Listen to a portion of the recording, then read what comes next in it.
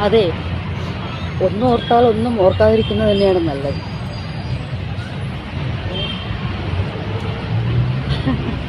രണ്ടിൽ ഒരാളുടെ സ്നേഹത്തിന് വേണ്ടി ഒരാൾ വിട്ടുകൊടുക്കുന്നത് നല്ലതാണെന്നാ പറയുന്നത്. പിന്നല്ല, അതും ഒരു ത്യാഗം തന്നെയാണ്, അല്ലേ?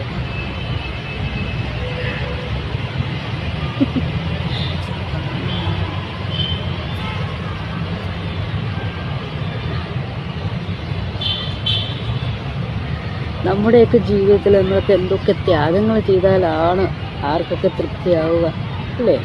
ആർക്കൊക്കെ വേണ്ടിയാ ത്യാഗം ചെയ്യേണ്ടത് തന്നെ, അല്ലേ? നമ്മുടെയൊക്കെ ജീവിതം ഒരു കണക്കിന് നോക്കിയാൽ മറ്റുള്ളവർക്ക് വേണ്ടിയുള്ള ത്യാഗം തന്നെയാണ്, അല്ലേ?